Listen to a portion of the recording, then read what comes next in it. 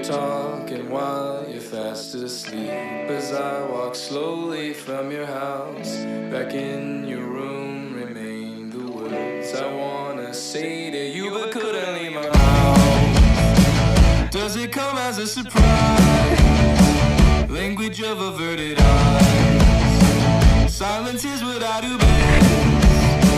Still I hear it all, wasting time around my head. So I talk to myself instead. Sitting out the weekend, couldn't do it again. Say you want it right now, but I wouldn't know how. It's something that I can't do, and what am I supposed to? Quit the people pleaser, if only I could please her.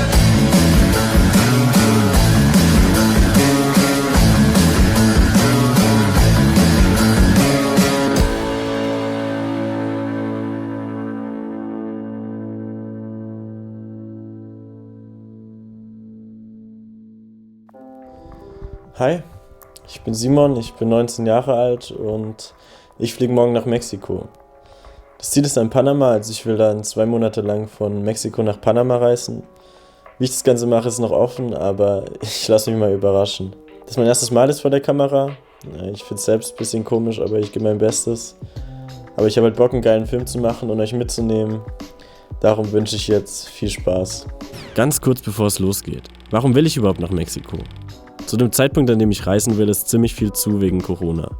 Asien ist dicht, USA ist dicht, aber Mexiko ist offen. Und die Route bietet sich irgendwie an. Das sind kleine Länder und von Panama nach Kolumbien kommt man über Land gar nicht weiter. Darum finde ich das als Ziel ziemlich cool. Und wenn man Mexiko googelt, findet man das.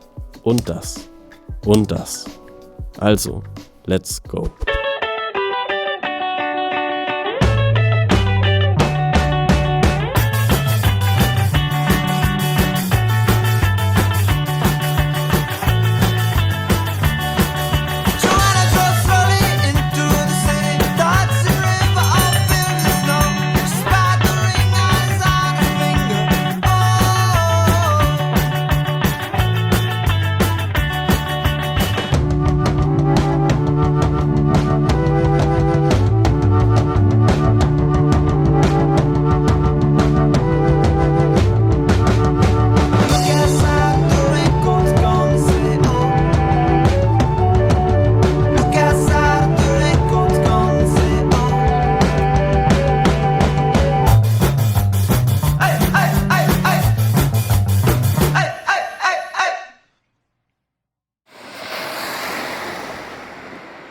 Cancún. Eine Stadt an der Ostküste der Halbinsel Yucatan, der Start meiner Reise. Hochhäuser direkt am Strand vom Karibischen Meer. Hier macht zuerst einmal das Klima zu schaffen, denn es ist feucht und warm.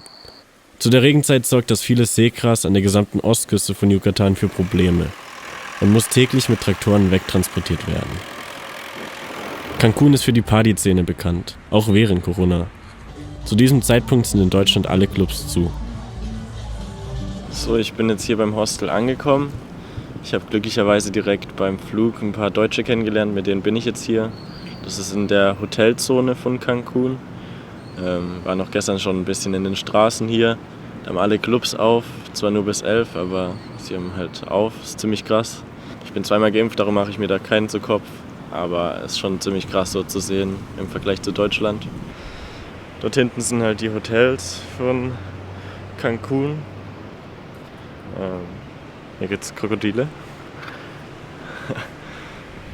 Ja. So sieht das Ganze hier aus.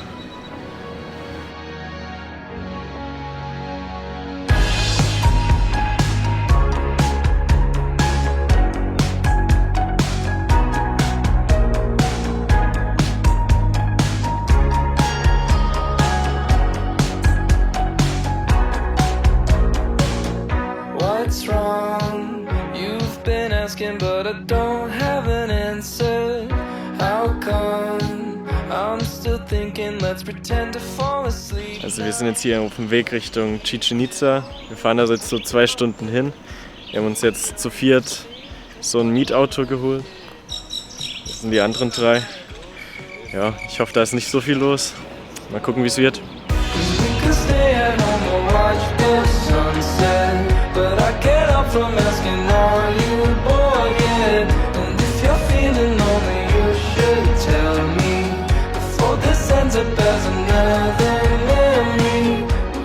sind jetzt hier bei Chichén Itzá. Hinter der Kamera ist Marvin, auch ein Kollege, der hier dabei ist. Ja, viel kann man ja nicht sagen. Es steht halt die Pyramide hier. Also eigentlich kann man da schon ein paar Sachen zu sagen. Chichén Itzá ist die bedeutendste Maya-Ruinenstätte auf Yucatan und eines der 7 Weltwunder. Das Highlight der Maya-Stadt ist die Pyramide El Castillo mit 25 Metern Höhe und dem 5 Meter hohen Maya-Tempel obendrauf. Leider kann man die ca. 1500 Jahre alte Pyramide nicht betreten. Im ganzen Süden von Mexiko sind Maya-Ruinen zu finden. Heute leben noch rund 6 Millionen der Ureinwohner in Mittelamerika. Es que en el Google nos sale un cenote Lolha, que está por ahí, como a 20. Ese es en el monte. Ajá. Wie ihr vielleicht schon verstanden habt, sind wir hier auf der Suche nach einer Zenote. Zenoten sind eine Art Höhlen oder Löcher, die unterirdisch miteinander verbunden sind und einen Grundwasserzugang haben. Diese Zenoten können bis zu 100 Meter tief sein und galten unter den Maya als Sitz von Göttern der Unterwelt. Auf der Halbinsel Yucatan sind ca. 6000 von ihnen zu finden. So, wir sind jetzt hier in der Zenote. Wir haben jetzt eine gefunden. Das ist ziemlich geil. Wir sind da gerade reingesprungen. Hinten. Und von da. Und da sind die anderen. Wir reden gerade mit ein paar Amis. Ziemlich krass. Das Wasser ist richtig angenehm. Und viele Einheimische. Ja.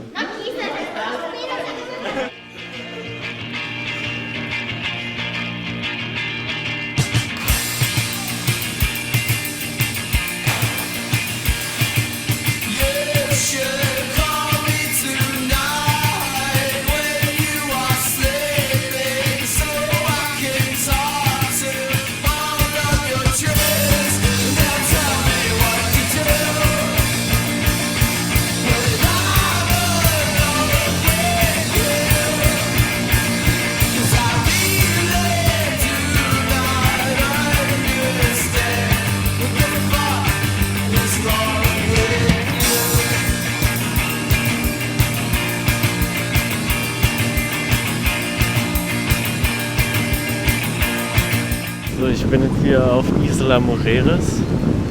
Das ist gegenüber von Cancun. Ich habe mich jetzt von den anderen Deutschen getrennt, die sind weiter nach Cozumel. Das ist ziemlich schön. Das heißt Nomad Hostel.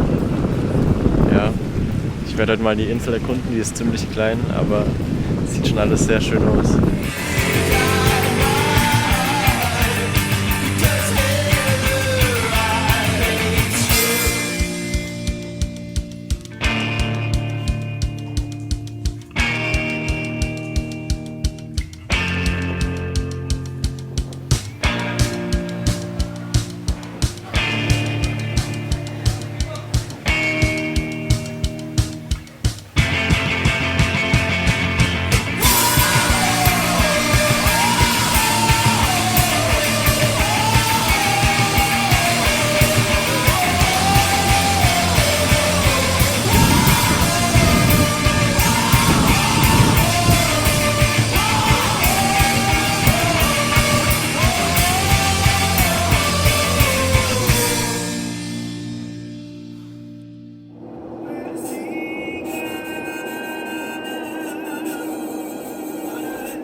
Nach 2 Nächten auf Isla Mujeres und einem Monsunregen, wie ich ihn noch nie erlebt hatte, bin ich nun auf dem Weg nach Holbox. Neben mir sitzt eine 16-jährige Holländerin, die wie ich alleine unterwegs ist und schon mit 14 alleine in Nepal war. Auch nach Holbox kommt man nur mit der Fähre, denn es ist wie Isla Mujeres eine Insel. Und auch hier fahren fast nur Golfwegen rum. Die Straßen bestehen alle aus Sand und man fühlt eine Art jamaikanischen Vibe. Wegen der gelassenen Stimmung bleibe ich 5 Nächte auf Holbox und wechsle zwischendurch mein Hostel. Die Hostels sind alle ziemlich cool. Für umgerechnet 10 € bekommt man hier einen Schlafplatz, zum Teil auch mit Frühstück. In den Hostels lernt man die ganze Zeit Leute kennen, gefühlt so 10 Leute am Tag. Man ist, auch wenn man alleine reist, gerade dann fast nie irgendwie einsam oder so. Und die ganzen Hostels sind wirklich sehr, sehr schön. Es gibt so einmal das Tribu-Hostel, das ist ziemlich entspannt. Jetzt bin ich schon 3 Nächte in dem Che-Hostel. Das ist mehr so partymäßig. Die ganzen Partys hören halt um 11 auf. Nervt ein bisschen, aber irgendwie reicht mir das auch, weil ich bin vom Tag dann meistens oft ziemlich müde. Und darum passt es relativ gut für mich. Und hier bin ich jetzt gerade am Punta Mosquito. Das ist ein Strand, wie man sehen kann. Und hier gibt es so Sandbänke. Und auf denen kann man so 45 Minuten laufen. Und dann kommt man irgendwann hier an, Punta Mosquito. Und absolut traumhaft. Man kann Ewigkeiten ins Wasser laufen und es ist flach.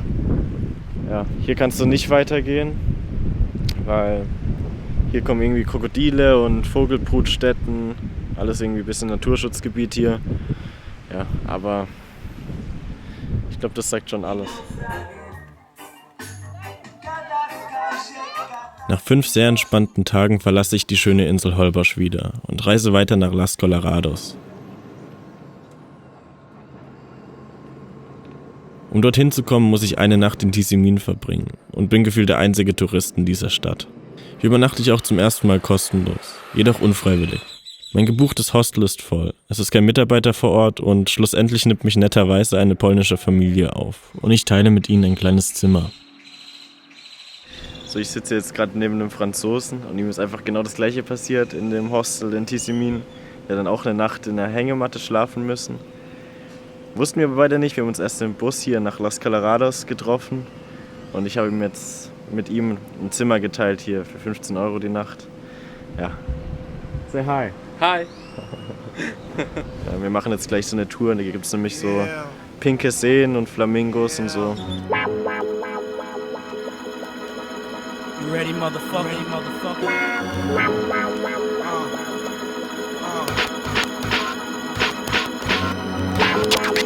We gon' kill your ass. I'm ready. As I grab the Glock, put it to your headpiece. One in the chamber, the safety is off. Release straight at your dome, Holmes. I wanna see cabbage. Biggie Small the Savage, doing your brain cells much damage. Teflon is the material for the Imperial. Mike Ripper, girl stripper, the Henny sipper. I drop lyrics off and on like a light switch. Quick to grab the right bitch and make her drive the queue. 45 blocks and texts are expected when I rap shit. Respect is collected, so check it.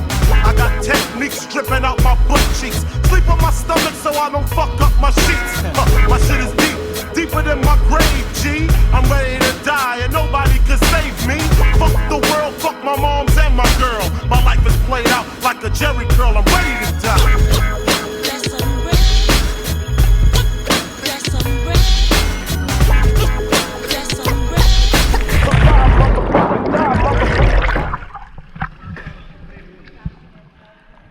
Und wieder in einer Zenote. Ich bin in der Nähe von Mérida. Das Besondere hier ist, dass 3 Zenoten direkt nebeneinander sind. Um sich zwischen ihnen hin und her zu bewegen, gibt es hier eine Art Kutsche auf Schienen. Das Ganze gehört zu einer Tour, bei der wir davor bei einer weiteren Maya-Ruinenstätte waren. Ich verbringe meine Nächte in einem sehr schönen Hostel in Mérida. Sie ist die Hauptstadt von Yucatan und gehört zu den sichersten in Mexiko. Nach 3 Nächten reise ich mit dem Bus weiter nach Campeche. Campeche ist eine kleine Piratenstadt im Westen von Yucatan. It's on! So what are we gonna do today? We visit like a museum of the pirates. And how was the museum? It was good. It was okay. So basically we've seen so many stuff for 50 pesos. It was nice. We've seen a mask and so yes, see you guys for another video. Das war Alex. Mit ihr verbrachte ich meine Zeit in Campeche. Campeche ist jedoch relativ klein und es gibt nicht so viel zu sehen. Deshalb reise ich nach 2 Tagen weiter nach Palenque. In Palenque bin ich in einem Hostel, das mitten im Dschungel liegt. In der Nacht hört man hier die Affen brüllen. Um Palenque gibt es viel zu sehen. Unter anderem weitere Maya-Ruinen und Wasserfälle, bei denen man die Steine runterrutschen kann.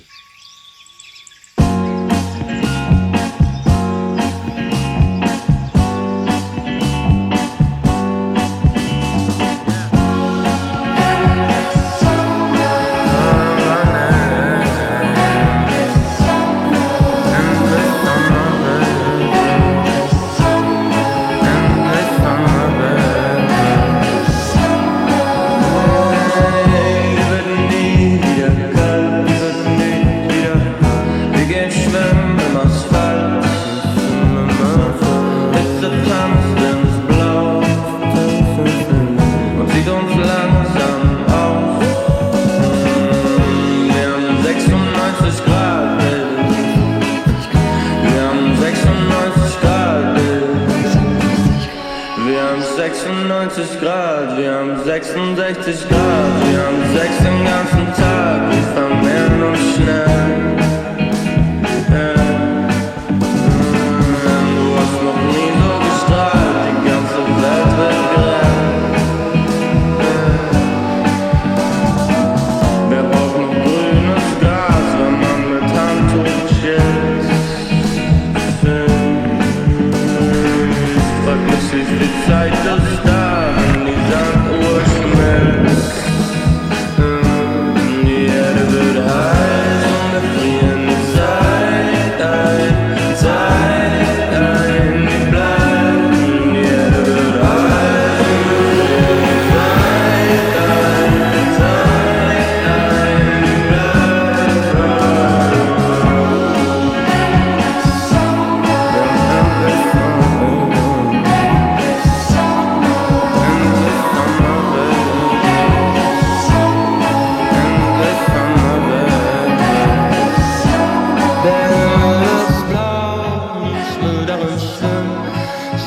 auf dem Mond, du Janlauf und ich spring direkt durch dein Ozon, Loch und Land auf dir, Sonnenbrille auf, du musst nie wieder frieren.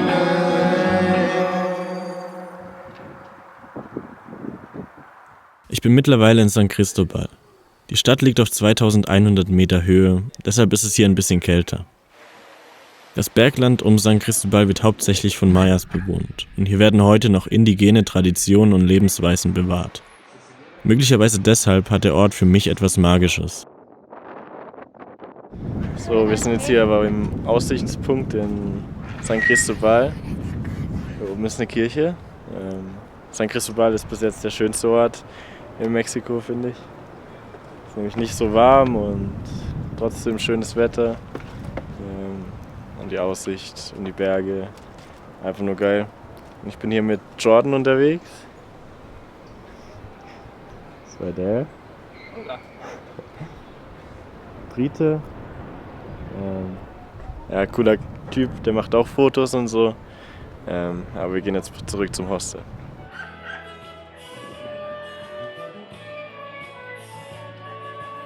In ganz Mexiko sind immer wieder VW-Käfer zu finden. Sie wurden in Puebla, rund 125 Kilometer südöstlich von Mexiko-Stadt, besonders in den 70ern sehr viel gebaut. Doch auch die anderen Verkehrsmittel in Mittelamerika sind interessant. Ich reise hauptsächlich mit Bussen. Neben der großen Busgesellschaft ADO gibt es zum Beispiel Colectivos, also Kleinbusse, die einen zu abgelegeneren Zielen bringen. Oder die sogenannten Chicken Buses, die gern von Einheimischen genutzt werden und in denen, wie der Name schon sagt, zum Teil auch Tiere transportiert werden. Ja, und hier in San Cristobal gibt es so einen riesen Markt und da ist so eine Halle und da liegen dann überall so Kuhköpfe rum, so abgeschnittene tote Kuhköpfe und alles Mögliche bieten die an. Ja, und in Hostels spielt man halt Ping-Pong oder geht am Abend feiern, was weiß ich. Hier gibt es auch so eine Rave, da war ich dann auch, aber die Hostels sind wirklich echt krass. Es kostet 10 Euro am Tag und jetzt bei dem Hostel, wo ich gerade bin, ist Essen und Frühstück und Abendessen drin. Komplett verrückt. Ja, und morgen geht es weiter nach Guatemala. Das wird dann der erste Grenzübergang. Mal gucken, wie weit ich da komme.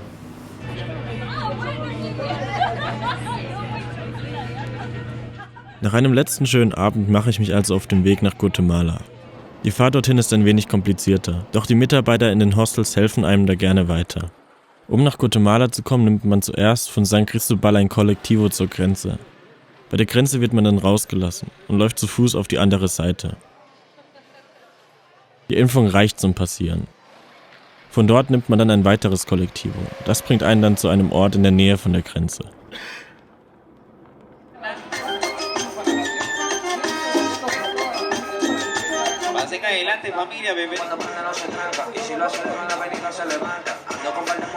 So, ich bin mal wieder auf einem Steg.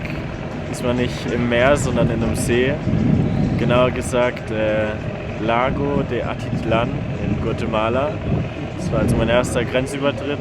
Das waren jetzt 13 Stunden mit so einem kleinen Bus, Collectivo. Und ich bin jetzt hier in Panajachel. Ja, und es ist halt ein sehr schöner See. Es sind überall so Vulkane, aber inaktive. Und es ist immer wieder irgendwie so ein bisschen hart, dann aus dem Hostel zu gehen und die ganzen Leute hinter sich zu lassen, die man kennengelernt hat. Und dann wieder allein zu sein. Aber ich bin mir sicher, dass ich heute wieder die neue Leute in einem Hostel kennenlerne.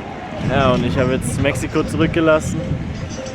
Die 3 Wochen in Mexiko waren mega nice. Mexiko hat mir richtig gut gefallen. Am besten hat mir San Cristobal, Holbox und Palenque gefallen.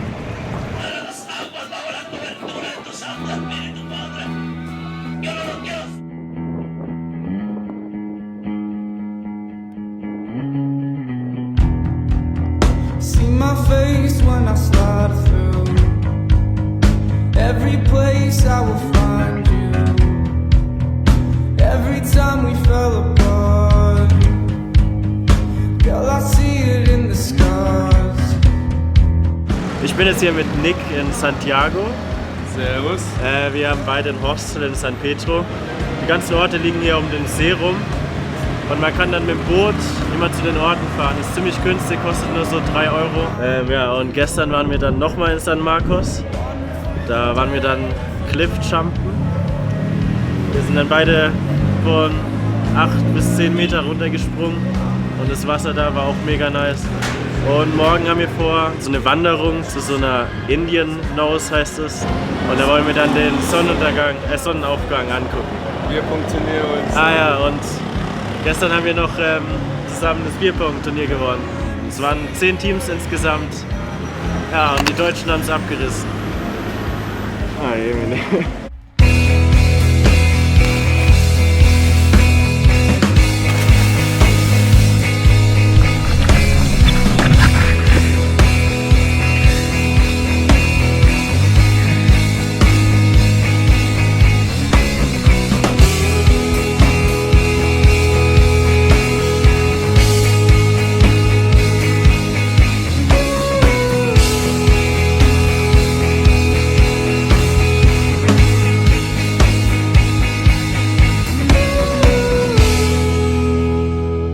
Also wir sind jetzt hier auf der Spitze von dem Berg. Wir sind um 4 Uhr von San Pedro aus losgefahren, eine halbe Stunde und dann nochmal eine halbe Stunde gelaufen. Und wir haben jetzt hier den Blick auf die Indian Nose. Ich glaube, das ist da hinten.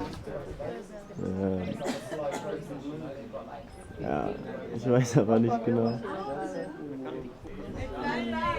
Ja, Nick ist auch am Start.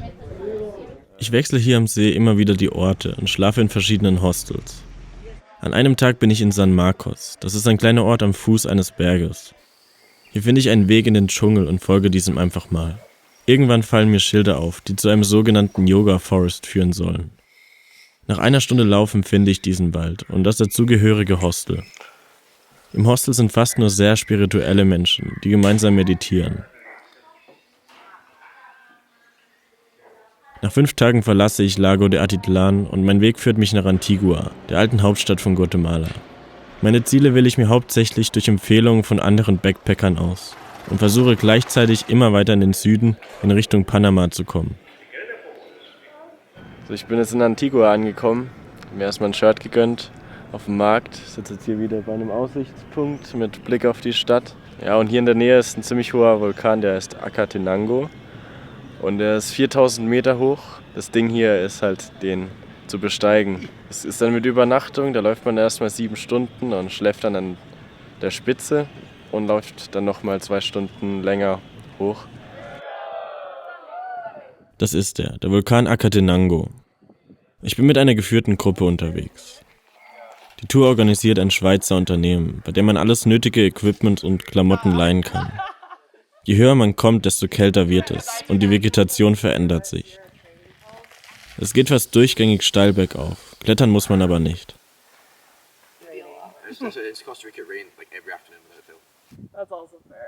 Der Acatenango ist ein inaktiver Vulkan. Gegenüber von ihm liegt jedoch der Fuego, auf den man eine sehr gute Sicht hat und welcher alle 15 Minuten ausbricht. So, wir sind jetzt hier am Basecamp angekommen, auf dem Acatenango. Da drüben ist der Fuego. Da gehen wir jetzt dann gleich hin. In 5 Minuten geht's los, weil das Wetter ist heute ziemlich gut. Ja, und wir haben hier so Hütten mit halt allen Leuten drin. Und nachher gibt's Essen. Sehr, sehr schön hier. Es war ein extrem langer Aufstieg oder anstrengender Aufstieg.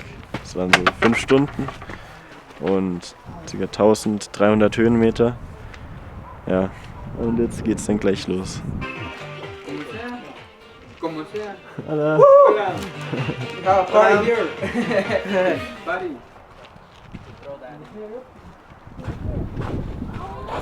Oh, crazy. Amazing one. That was a good one. It was a big one and it still came out. Oh shit, did we miss it? Und das sind die Schlafplätze hier. Oh, so the one Yeah, there was an eruption. Oh, just the one that we saw was a little mini one. Dang, we missed a good one. So we got the tiny little shitty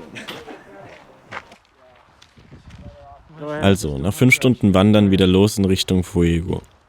Um dorthin zu kommen, muss man erst wieder ein Stück vom Acatenango runter und dann auf den Fuego wieder rauf. Der Weg hier ist nicht so gut präpariert wie der zum Acatenango. Man läuft in Vulkangestein und zum Teil sehr unwegsamem Gelände.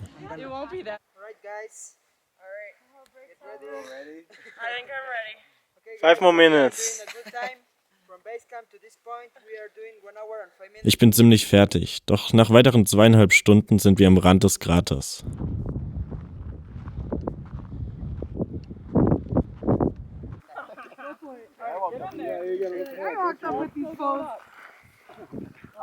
Am Tag sieht man die Lava nicht wirklich, doch wenn es dunkel wird, zeigt sich das wahre Gesicht des Vulkans. I want to see footage of inside it, like just what the fuck's going on in there. Then, do you know what I mean? Oh, it's going again. Die Gewalt davon ist atemberaubend. In der Nacht ist der Vulkan besonders aktiv. Man hört die Eruption und der Himmel färbt sich rot. Nun also im Dunkeln wieder zurück zum Basecamp. Wir kommen nach insgesamt 10 Stunden Wandern wieder um 22 Uhr am Basecamp an.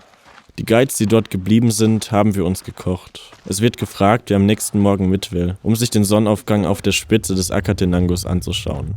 Von unserer Gruppe melde nur ich mich und mache mich also mit einem Guide und 2 von einer anderen Gruppe um 4 Uhr auf den Weg zur Spitze. Es ist sehr kalt, doch es ist wahrscheinlich der schönste Sonnenaufgang, den ich je erlebt habe.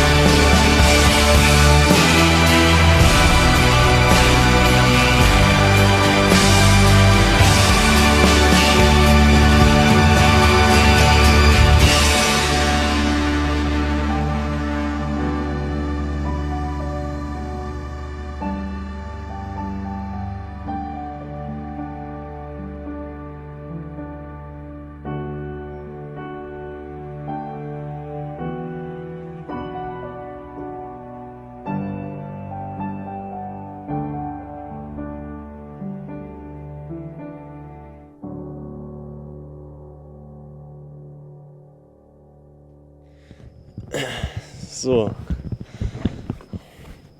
ich hab's gepackt. 3976 Meter, die Spitze vom Acatenango. Das war echt eine richtig krasse Erfahrung. Wir sind da mit der Tour gegangen, Witchow and Charlies. Das hat sich echt gelohnt, weil wir waren dann 200 Meter so vom Krater entfernt und wir waren dann gerade am Gehen. Darum hat keiner irgendwie ein Video gemacht davon, aber da war dann gerade eine Eruption und das war einfach nur krass zu sehen. So nah, so eine Gewalt. Der Fuego ist die ganze Zeit ausgebrochen, auch in der Nacht waren die krassesten Eruptionen. Das ist wirklich alle 15 Minuten ist er ausgebrochen. Und die Nacht war so klar, man hat das so gut gesehen. Und dann halt am Tag das Ganze runter. Und wir haben 5 Stunden hochgebraucht zum Basecamp und gerade mal 2 Stunden runter.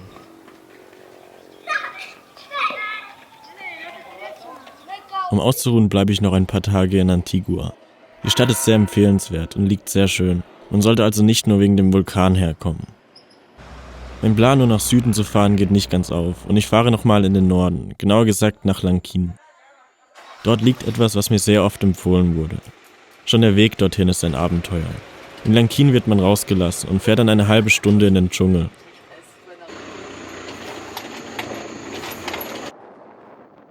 Man hört viele Tiere und sieht Glühwürmchen.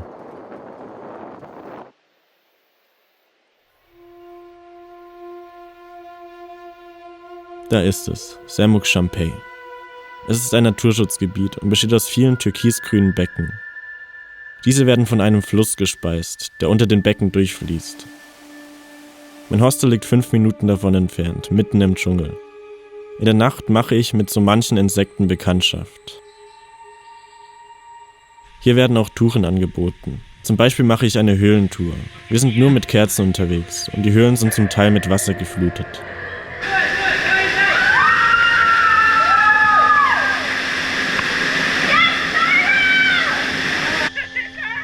Come on, Simon!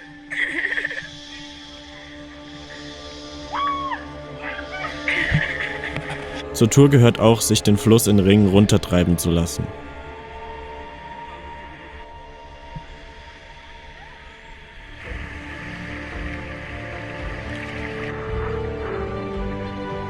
Plötzlich kommt einer ins Wasser gesprungen und verkauft sein Bier.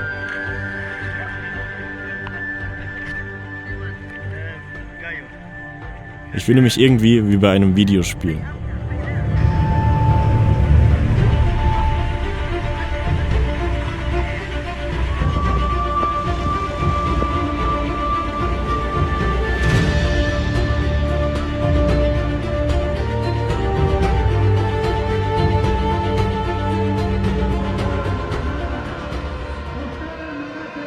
So, ich sitze jetzt hier am Flughafen Guatemala City. Ich bin ein bisschen müde, weil ich musste um 2 Uhr aufstehen. Und heute fliege ich nach Costa Rica von hier aus. Ich wollte eigentlich mit dem Bus durch El Salvador und Honduras durch nach Nicaragua, aber es ist, glaube ich, ziemlich schwierig mit der Einreise zum Teil in den Ländern und es ist auch viel teurer. Darum mache ich das jetzt mit einem Flug, der kostet nur 100 €. Und mal schauen, ob ich dann von Costa Rica nach Nicaragua reinkomme. Wenn nicht, dann mache ich einfach nur Costa Rica und Panama und fliege dann von Panama zurück nach Deutschland. Der Flug geht nach San José, der hässlichen Hauptstadt von Costa Rica. Ich bleibe nur eine Nacht und reise direkt weiter an die Pazifikküste, nach Santa Teresa. Santa Teresa ist eigentlich ziemlich klein. An sich ist es nur eine lange Straße mit ein paar Häusern. Was geht? Ich bin jetzt endlich in Costa Rica angekommen. Und jetzt sind wir in Santa Teresa schon 2 Nächte. Und es ist halt direkt am Strand, Pazifikküste. Und heute haben wir Quad und Motorrad gemietet. Ich bin jetzt hier mit Sarah und Kaya unterwegs, auch 2 Deutsche. Ja, und jetzt erkunden wir ein bisschen die Pazifikküste. Geht Kaya? Nicht viel, mit der Drohne fliegen. Ja, eine Drohne dabei. Beaches entdecken. Yes. Wir sind hier in Montezuma. Ja, Mann. Er mit Motorrad. Sehr empfehlenswert. Wir mit Quad. Für umgerechnet 60 € kann man in Santa Teresa Quads für 24 Stunden mieten. Wenn man sich den Preis teilt, geht es und ich kann es nur empfehlen. Man kommt damit nämlich an Orte, zu denen man sonst schlecht hinkommt. Zum Beispiel der Wasserfall von Montezuma. Es gibt tatsächlich Menschen, die von ganz oben, also ca. 30 Meter, runterspringen.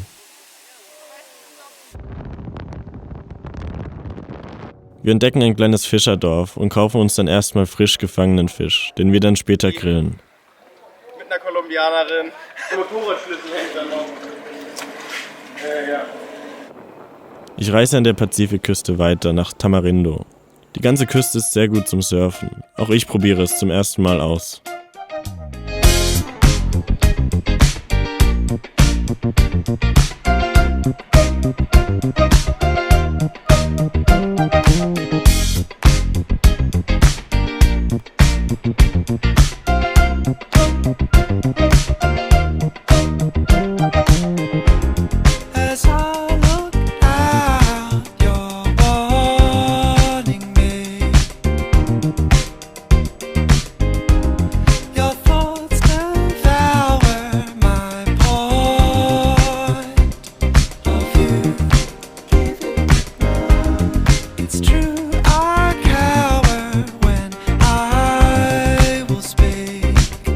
Also ich bin jetzt in La Fortuna und ich war davor in Tamarindo. Ja, Tamarindo fand ich ziemlich geil eigentlich. Dort waren wir eigentlich jeden Tag surfen und am Abend dann Party machen. Ich war halt übers Wochenende dort. Am Samstagabend waren wir dann bei einer Party, La Mula hieß die. Also eine Party im Dschungel, ziemlich witzig. Ja, und jetzt bin ich in La Fortuna und hier gibt es so Hot Springs, heiße Quellen. Das sind halt kostenlose Hot Springs, die sind natürlich. Ja, und dann waren wir eigentlich den ganzen Abend dort, bis es halt dunkel wurde, bis 10 Uhr nachts. Hier geht halt die Sonne schon um 6 Uhr unter. Und dann kamen halt Leute mit Kerzen und so. War eine geile Stimmung. Und heute geht's wieder zurück nach San Jose, weil ich habe ein Mädchen in Tamarindo kennengelernt, eine Costa Ricanerin, Christina heißt sie. Ich treffe sie heute in San Jose und wir fahren dann morgen mit ihrem Auto nach Puerto Viejo, an die Karibikküste in Costa Rica.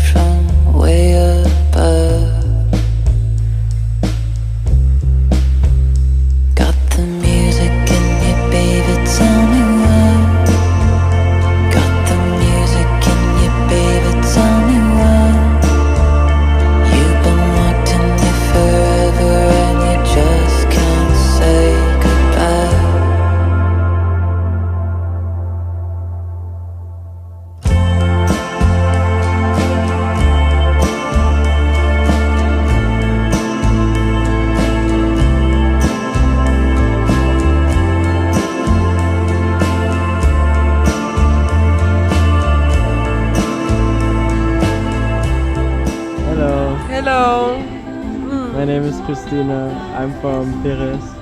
Yeah, my name is Christina, I am from Perez, not Paris, Perez. Perez. A small town, yeah. And I love to be here with Simon in Puerto Viejo, and yeah, I enjoy every second.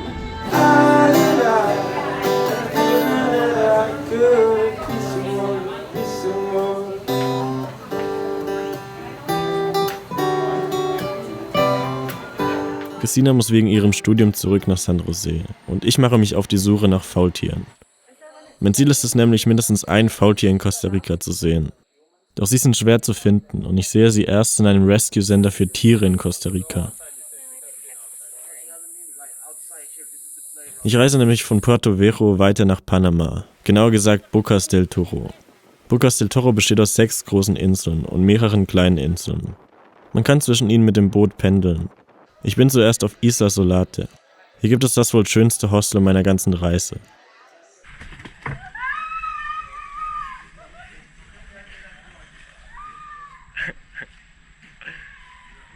Ins Wasser kommt man über eine Rutsche und kann dann Kajaks leihen. Es ist sehr ruhig hier, Außer dem Hostel gibt es nicht viel mehr auf der Insel. Doch auch die anderen Inseln sind sehr schön. Besonders Cayo Zapatia. Man kann in einer halben Stunde die Insel umrunden. Wer schöne Strände will, ist in Panama gut aufgehoben. Auch hier gibt es Faultiere. Auf einer Insel besonders viele. Sie wird deshalb auch Faultierinsel genannt. Doch nicht nur über Wasser, sondern auch im Wasser gibt es viel zu entdecken. Zum einen Delfine oder beim Schnorcheln die Korallenriffe.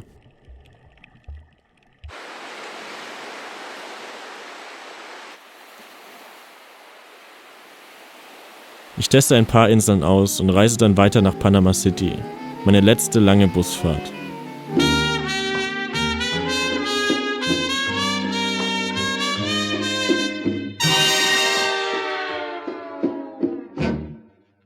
Cuando a Varadero llegué, conocí la felicidad.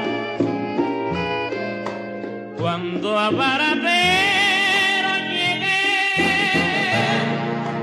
todo fue verdad. ¿Recuerdas mi bien que encontré?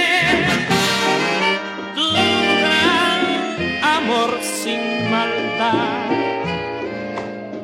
Y cuando tus labios besé, conocí la paz. ¿Te recuerdas que yo te pedía fueras mía no más?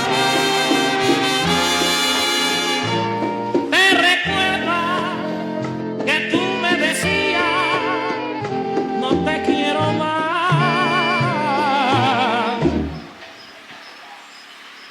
So, ich bin jetzt noch zum krönten Abschluss 2 Nächte auf San Blas. Das ist eine Inselgruppe, ist relativ teuer hierher zu kommen. Braucht man so 3 Stunden von Panama City. San Blas hat um die 300 Inseln. Die sind zum Teil richtig klein. Wir waren heute, haben hier so eine Tour gemacht mit dem Boot und da waren wir auf einer Insel, die war vielleicht 5 Meter groß, 5 Meter Durchmesser. Und hier bin ich auf Isla Diablo und ich habe hier so eine kleine Hütte und hier ist wirklich fast niemand. Es ist ein Paar, ein niederländisches Paar und ich und die Locals, die hier halt leben. Und sonst ist hier keiner.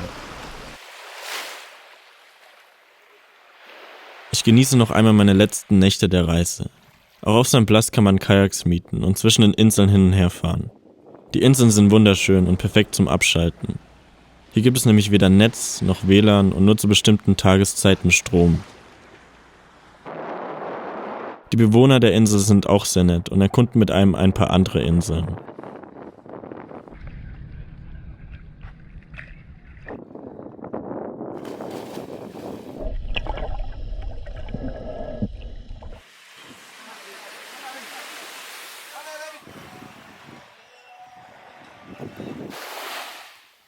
Meine letzte Nacht ist sehr besonders. Das Meeresrauschen lockt mich aus meiner kleinen Hütte und ich liege in der Hängematte und schaue hoch zum Mond. So, Panama City, das Ende meiner Reise. Waren auf jeden Fall krasse 2 Monate. Mir mega gut gefallen, auch allein zu reisen. Alle, die sich irgendwie Sorgen darum machen, irgendwie allein zu sein oder einsam zu sein. Es ist auf jeden Fall nicht so.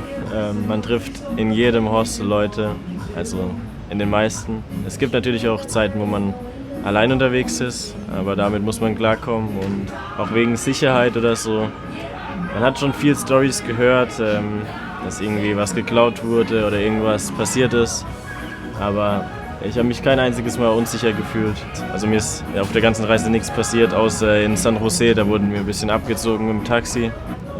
Ich kann gar nicht sagen, welches Land mir am besten gefallen hat, weil alle Länder mega krass waren und die kannst du gar nicht wirklich vergleichen. Die sind einfach alle auf ihre eigene Art und Weise mega nice. Ja, morgen fliege ich heim und heute gehe ich noch zum Panama-Kanal bei Regen. Will ich auch noch kurz sehen. Das ist mega nah, ist halt in Panama City. Geht ja durch ganz Panama durch. Ich hoffe auf jeden Fall, euch hat es gefallen. Hat auf jeden Fall mega Bock gemacht zu filmen. Und ja, bis zur nächsten Reise.